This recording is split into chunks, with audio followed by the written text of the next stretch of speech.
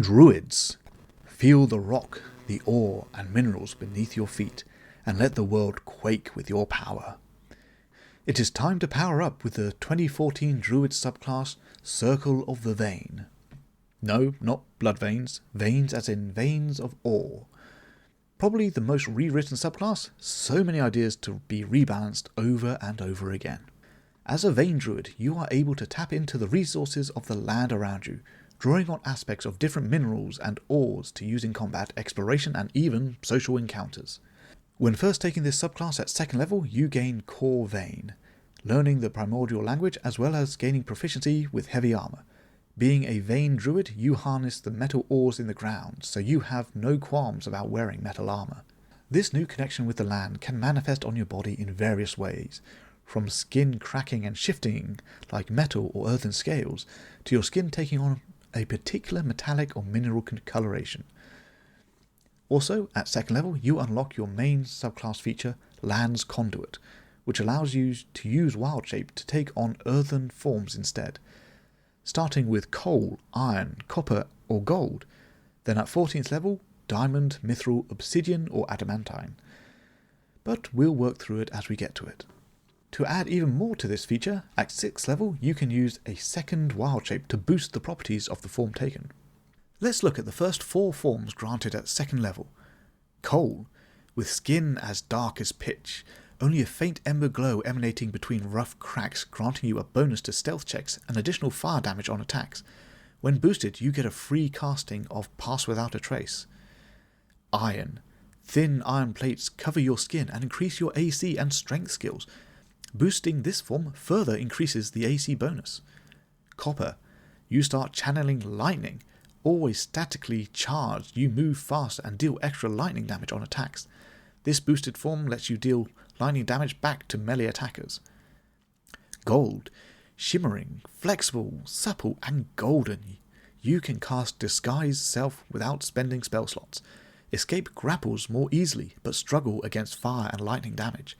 When boosted, the Disguise Self becomes a physical presence holding up to physical inspection. As mentioned, each of these forms takes only one Wild Shape to activate, as at level 6, using the Nursing Embrace feature, a second Wild Shape can be spent to boost each one. Level 6 also lets you increase health restored during a short rest and traverse non-magical difficult terrain easily. Terra Firma at level 10 lets you shift straight into a boosted earthen form by spending both Wild Shapes at once. These forms are naturally harder to move or knock over, and you can cast Erupting Earth, Stone Skin, Stone Shape, and Meld into Stone once per long rest without material components. Your earthen forms get an upgrade at level 14 with Unyielding Depths, giving you access to the 4 additional forms, though these require 2 Wild Shape uses to activate. Diamond, your body becomes extremely hard, reducing damage from most attacks, while making you far more present in social encounters. You could also save an ally by shedding the diamonds covering your body to use as temporary spell components, but at a heavy cost to yourself. Mithril, a body like Quicksilver, you are swift and agile, ignoring the stealth restrictions of heavy armor, granting greater movement and immunity to acid. A little bonus is that you can create simple, blunt weapons from your form, Terminator style. Obsidian, taking on the sharp, jagged appearance of obsidian glass, you're immune to poison and can climb as quickly as you can walk using sharp claws which also deal extra damage. Your presence is quite intimidating, though beware of bludgeoning damage on your glass-like form. Adamantine, probably the most powerful of all the forms. However, to channel such a sturdy resource takes its toll. With heavy plates shielding you, you can shrug off critical hits and hit harder in return. Your AC increases, though the heavy plates reduce your speed a little.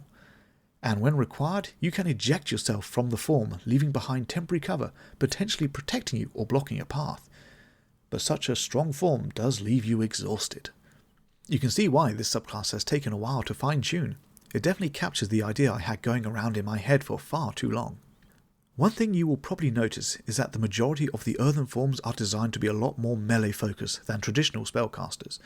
This is just part of the subclass design. Minerals and ores are not generally long-range resources, at least not until refined and moulded. You could discuss with your DM letting earthen forms also increase spell damage for spells that match the form, like fire damage for the coal form, or lightning for copper. Have fun connecting to the land and finally cladding your druids in metal armour.